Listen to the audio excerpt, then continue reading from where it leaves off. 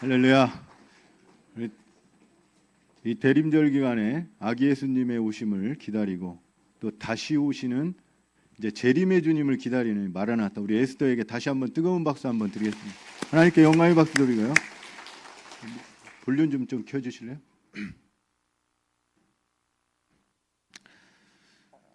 조선일보 100주년 내용에서 세계인이 뽑은 아름다운 한국어 뭘까요? 역시 눈치가 빠르시네요. 네, 사랑. 두 번째는 뭘까요? 그건 모르시죠. 안녕. 그리고 세 번째 아름답다. 네 번째가 별. 이유가 뭘까? 물어봤더니 이 외국인들 60개국의 외국인들이 사랑이라고 하는 우리 한국어의 이 아름다운 의미를 발음했을 때 소리가 우아해요. 그리고 사랑과 비슷해서 사람은 사랑해야 한다. 별로 사랑하기 싫으신 표정. 네. 경희대 한국어교육 전공교수 조현용 교수가 이 사랑, 우리 말의 시옷, 기역, 디귿 같은 이 닫힘 소리는 별로 이렇게 아름답지 않은데 리을, 리응 이러한 울림 소리가 듣기 좋다 이렇게 얘기합니다. 그래서 우리말에 삶, 서로, 설레다 이러한 단어들이 아름답고 좋다라는 거예요. 삶이라고 하는 이 단어. 그리고 이거 고 이어령 선생님께서 똑같은 글을 보고도 대단히 독창적인 해석을 하죠. 삶을 여러분들 글씨를 단어를 생각했을 때 뭐가 생각납니까? 삶이 생각나죠? 네, 대단하십니다. 오로지 하나, 삶의 모습이 좋습니다. 근데 이어령 교수님은 사람을 읽어내요. 사람, 삶에서. 그리고 거기서 한 단계 더 나아가서 사람은 사랑하고 이 람에서 미음을 다듬으면 뭐가 된다고요? 랑이 되죠. 사랑. 그래서 삶이라는 단어 하나를 사람, 사랑으로 볼 수 있는 그런 모습을 보게 되고요. 얼마나 우리가 사랑이라고 하는 이 단어 자체도 굉장히 우리는 익숙해요. 자, 한번 볼까요? 여러분, 믿음, 소망. 그렇게 잘 아시죠? 그 중에 제일은 다 아시죠. 근데 왜 오늘날 이 사랑의 상실 시대, 사랑의 결핍 시대가 이루어졌을까? 적어도 한참 우리 그리스도인들이 1000만을 넘는 그 시대적 상황 속에서 이 사랑이라고 하는 것은 결혼할 때도 이 믿음, 소망, 사랑 얼마나 여러분들 결혼식 때 많이 들었습니까? 그리고 제가 보기에는 연배가 계신 분들은 거의 믿음, 소망, 사랑으로 살으십시오 많이 들었을 것 같은데요. 네. 그럼에도 불구하고 왜 지금 오늘 이 시대가 이렇게 사랑의 결핍 시대, 사랑의 상실 시대가 됐을까? 그리고 사도 바울이 AD 55년에 이제 고린도 교회에 여러 지금 역사적인 배경, 그리스 문화, 또 고린도의 어떤 항구 도시, 여러 가지 도시국가적 문제점들 이런 것들 많습니다. 다 거두절미하고 이 문제가 이제 시작됐죠. 그래서 분쟁 문제, 우상 문제, 결혼 문제, 그리고 소송 문제, 또 부활 문제, 사도권 문제, 이 모든 문제가 어디 있어요? 고린도 교회에 있고 우리 한국 교회에 있는 거예요. 이 문제는 다 존재하고 있어요. 그런데 우리가 오늘 이 말씀을 이 각도에서 한번 생각하게 되면 바울은 그것을 뛰어넘은 거예요. 지금 교회, 고린도 교회에 문제점이 있는 이 문제들을 뛰어넘을 수 있는 것은 싸울 수도 있다. 자랑하고 은사, 뭐 내가 낫다, 네가 낫다. 이 인간은 그럴 수밖에 없는 존재예요. 그러나 더 중요한 건 뭐냐? 사랑. 믿음, 소망을 갖고 그 중에 사랑을 하게 되면 이 모든 고린도 교회의 문제들이 해결될 줄 믿습니다. 우리 한국 교회에도 그리고 우리 주변에 그리고 우리 교회에도 어떠한 문제가 있다 할지라도 믿음, 소망, 사랑으로 이겨낼 수 있길 간절히 축원합니다. 그래서 뭐 이 말씀을 이 각도로 한번 우리가 적용했으면 좋겠어요. 오늘의 교회 직접적으로 나에게 어떻게 이 말씀을 적용할 것인가를 한번 고민해 봤어요. 제가 좀 직업병이 있습니다. 요즘 학기말 기간이죠. 학생들 점수를 줘야 돼요. 그러면서 내 자신도 오늘 말씀을 쭉 준비하면서 점수를 줘봤어요. 뭔 점수요? 사랑의 점수를 줘봤어요. 목사니까 높을 것 같죠? 한번 말씀을 통해서 정확한 점수를 생각해 볼 수 있길 간절히 바라겠습니다.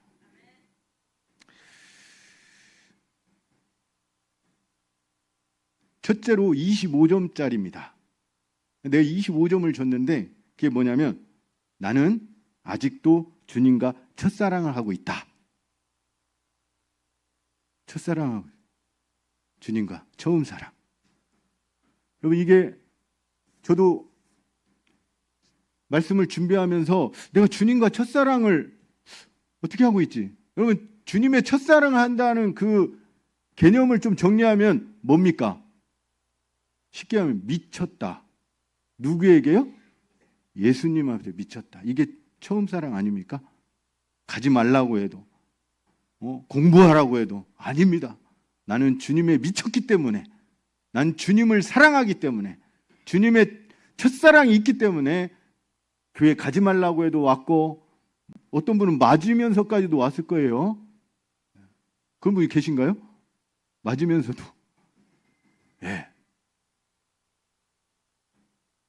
이것을 제가 25점을 주려고 하니까 어떻게 계산했냐면 10대 때 이제 제가 중3 때 이제 목사가 돼야겠다. 놀라지도 않으시네요. 중3 때부터 이제 신학을 해야겠다 이렇게 생각하고 쭉 해왔어요. 그때 이제 10대를 50대까지 이렇게 나눠 보니까 5점씩 나눠 가지고 쭉 보니까 10대는 좀 미쳤어요. 진짜.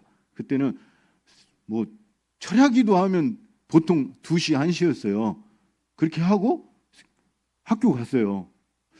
그러니까 10대는 5점, 20대 보니까 20대도 이제 본격적으로 신학을 할 때니까 그때 좀 미쳤더라고요.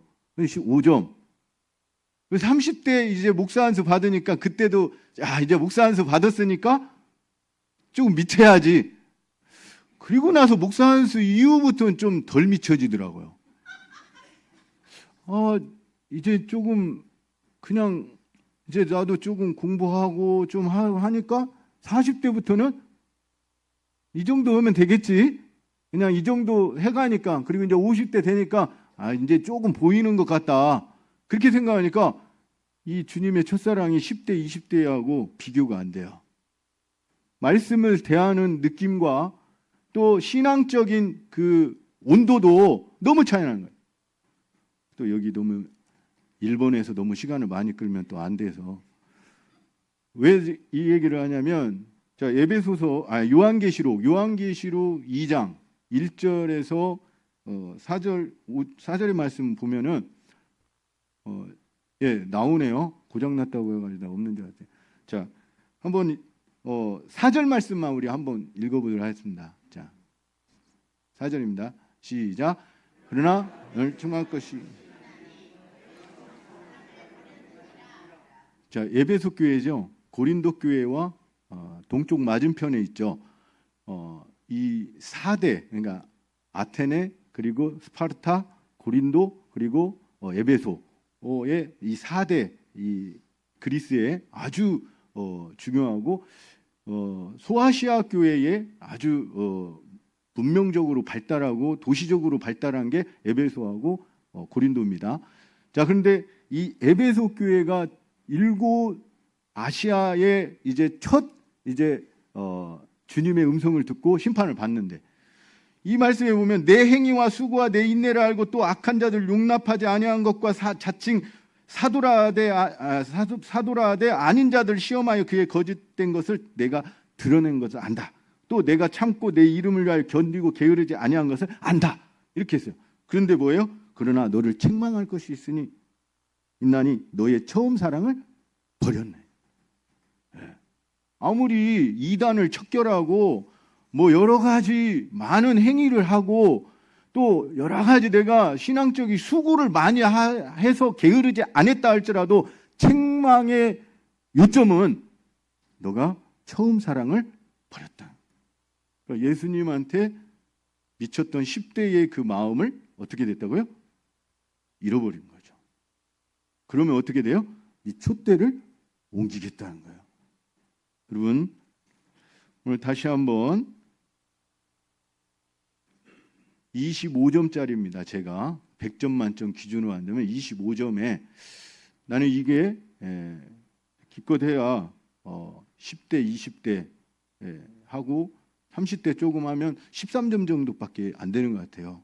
한번 내가 믿음, 소망, 사랑의 신앙을 해오면서 특히 제일 중요하다고 고린도 교회를 해결하고 우리 한국 교회를 해결할 수 있는 이 사랑의 신앙의 모습에서 내가 어느 정도 2024년도 살아왔는지를 한번 내 스스로가 채점해 보시기를 바라겠습니다.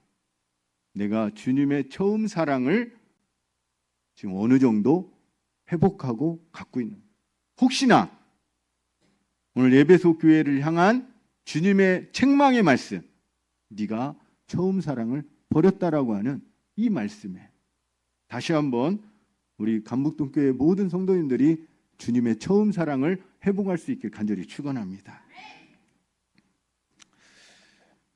두 번째로 우리가 또 생각해 봐야 할 게, 자, 하나님을 사랑하듯 나의 이웃과 형제자매를 하나님 사랑하듯 사랑했는가, 이거예요. 믿음, 소망, 사랑, 그 중에 제일은 사랑이라고, 우린 사랑해야 한다라고 했는데, 이 부분도 우리가 생각해 봐야 할 중요한 말씀이죠. 하나님 사랑은 수직적 사랑이고 이웃 사랑은 수평적 사랑이죠. 이것을 예수님은 마태복음 22장에서 잘 정리해 주십니다. 하나님을 사랑하는 첫 계명이고 두 번째는 이웃을 내 자신과 같이 사랑하는 거, 이렇게 우리에게 정의를 내려주셨어요.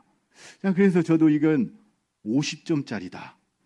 왜 50점이냐면 하나님 사랑에 대한 열정, 아직도 나는 하나님을 사랑한다라고 했을 때 25점을 다 맞을 수 있겠다, 그런 자부심이 있어요. 그런데 곰곰이 생각해 보니까 내 이웃을 내 자신과 같이 사랑하라? 이건 나 몇 점 맞을까? 25점, 나 50점, 그래서 50점을 준 거예요. 생각해 보니까 2024년도만 놓고도 보니까 12.5점. 왜 그러는가 했더니 내가 소극적 사랑을 한 거죠. 하나님 사랑은 적극적으로 하면서 이웃 사랑은 소극적으로 했어요. 왜요? 이웃에게 잘못한 거 없거든요. 이웃에게 뭐 취한 거 없고 훔친 거 없고 내가 잘못한 거 없는 거, 이거 왜 내가 뭘 사랑했지? 이웃에게 뭘 사랑했지? 라고 했을 때 나쁜 거를 안 하고 잘못을 안 한 거, 이것만 있지? 내가 뭘 잘했지? 뭘 사랑했지? 라고 했을 때는 아무것도 없는 거예요. 그럼 몇 점이에요? 25점 반절에 12.5점이에요. 제 점수에 갖고 웃으시면 안 되고요. 본인들의 점수를 주면서 한번 생각해 보세요. 2024년도 하나님을 이웃을 사랑하는데 나는 하나님 사랑은 몇 점이고 이웃 사랑은 몇 점인가? 그래서 제가 우리 한국 교회의 고질적인 문제가 뭡니까? 하나님 사랑은요, 말하지 않아도 위대해요. 커요. 근데 이웃 사랑이라고 우리가 볼 때는 어떻습니까? 저처럼 소극적 사랑이 거의 비슷할 거예요. 자, 이러한 문제들을 볼 때 우리 주님께서는 네가 진짜 제자냐? 그러면 요한복음에 이 요한이 우리에게 가르쳐준 이 사랑의 개념을 좀 보게 되면, 자, 요한복음 13장 14절 말씀, 우리 한번 그 말씀 13장 34절 35절 한번 읽도록 하겠습니다. 시작. 내 계명을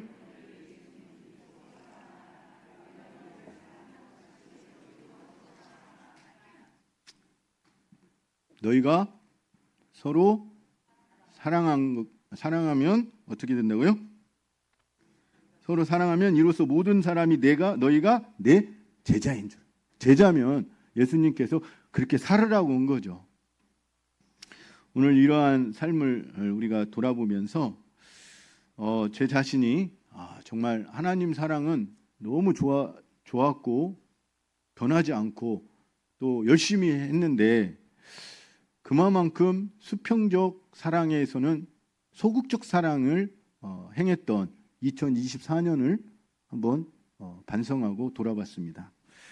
자, 그러면서 저는 말씀을 준비하면서 한국의 위대한 신앙의 본이 되는 분이 생각나세요. 바로 사랑의 원작한 손양원 목사님. 그죠? 정말 어떻게 이분은, 나는 소극적으로 사랑했다면 이 손양원 목사님은 그걸 뛰어넘어서 적극적으로 그냥 이웃을 사랑하는 정도가 아닌 원수를 사랑하는, 그래서 자기 자식 2명을 죽인 그 사람을 양아들로 삼을 수 있을까? 제 스스로가 굉장히 반성하게 됐습니다.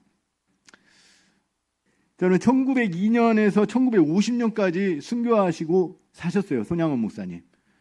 한 반백년을 50년을 사신 거죠. 거의.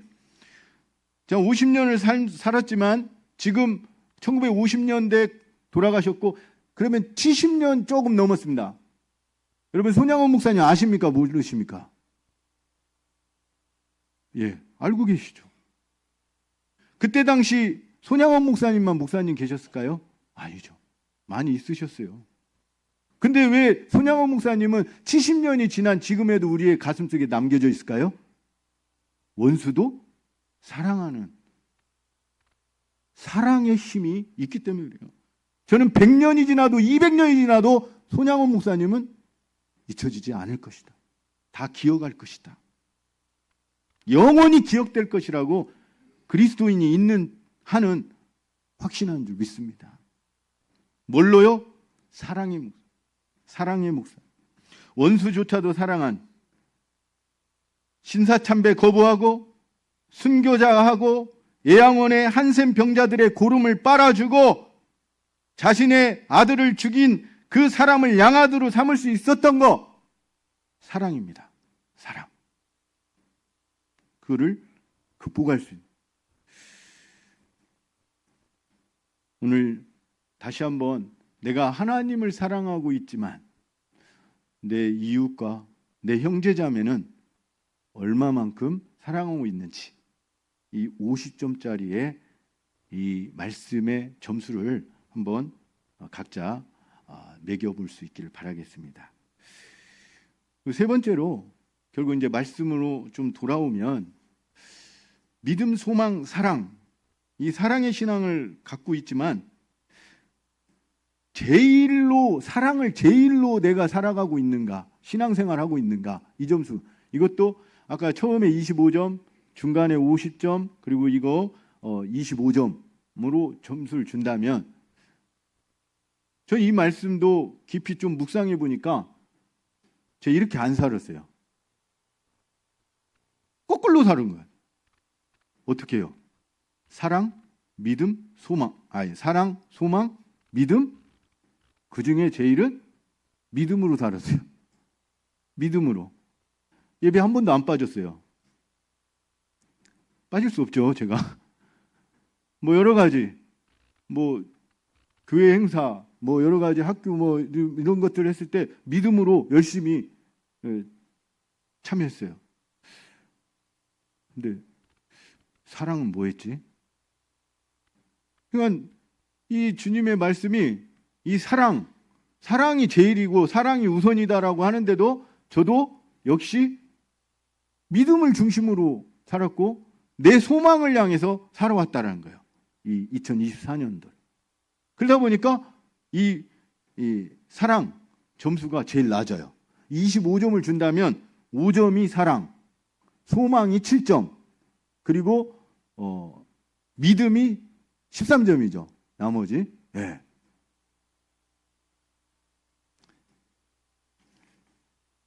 오늘 다시 한번 우리가 왜 이 사랑의 신앙이 제일 중요한가를 깨닫게 된다면 놀랍게도 그 사도 요한이 깨달은 거예요. 어떻게 깨달았습니까? 다 지금 자기 동료 제자들은 순교당했어요. 다 죽어나가고 있어요. 70년대부터 AD 70년대부터 100년까지는 자기는 살아있단 말이에요. 왜 그렇게 살면서 느낀 게 뭘까요? 살면서 사랑이 중요하다. 사랑이 필요하다라는 것을 느끼게 된 거예요. 자, 그래서 요한복음에서도 쭉 보게 되면 3장 16절 우리 잘 하나님이 세상을 이처럼 사랑하사 독생자를 주셨으니 이는 저를 믿는 자마다 멸망하지 않고 영생을 얻게 하려 하심이라.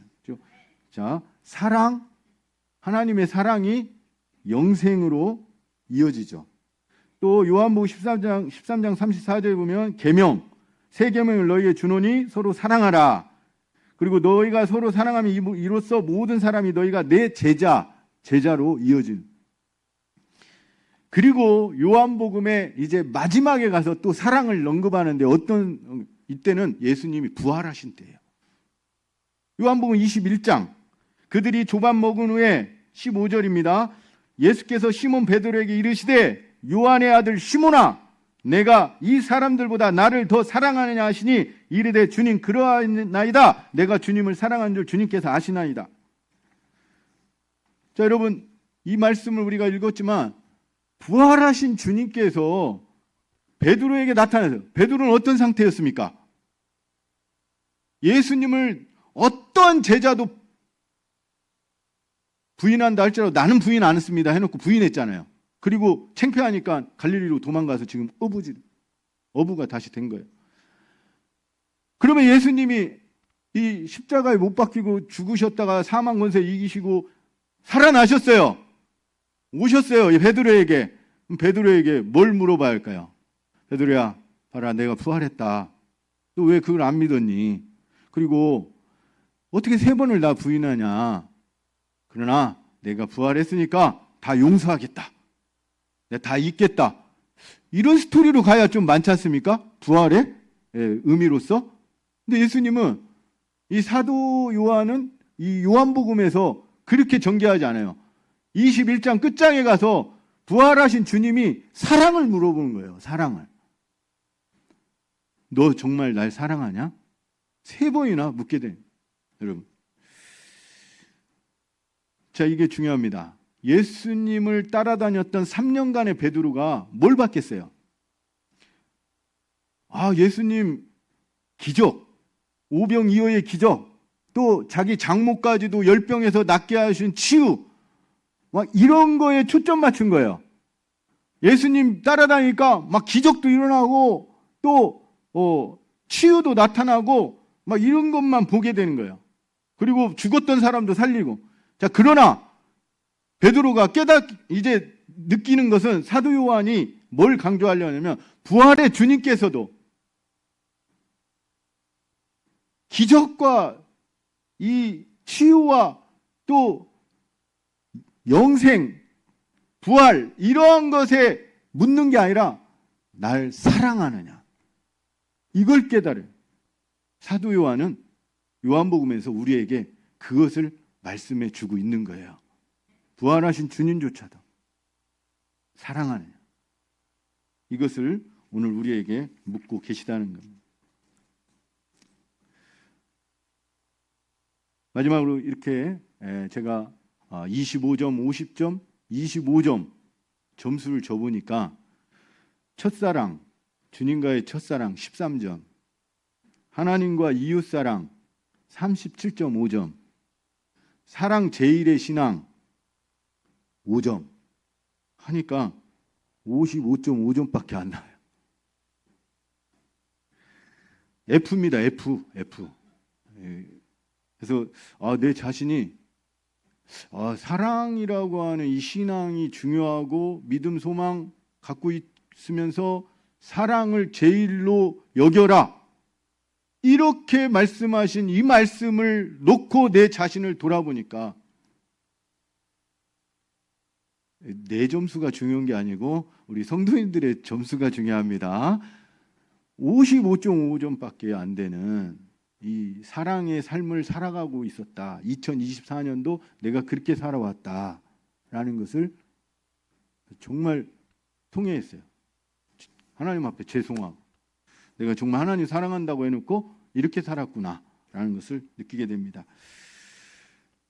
여러분, 오늘 헌신을 다짐한 우리 에스더 회원들 여러분들도 사실 사랑할 조건이 많이 없을 거예요. 애들 키우랴, 뭐 직장일 하랴, 뭐 여러 가지 할 일이 많을 거예요.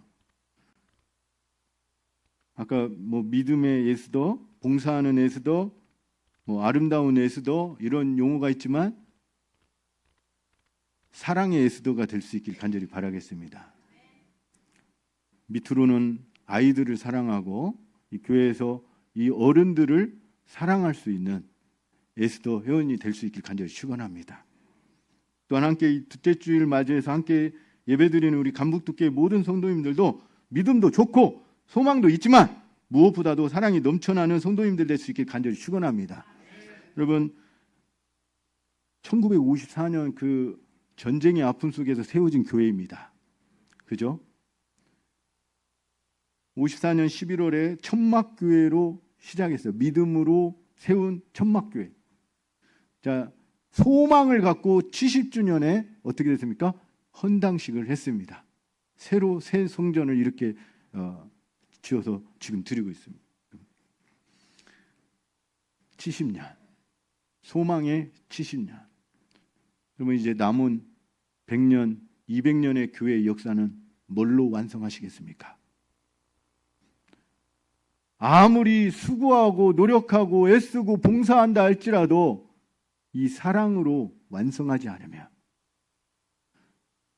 100년의 간북동교회는 사랑이 200년이 지나도 이 주변의 모든 사람들이 간북동교회는 사랑의 교회다.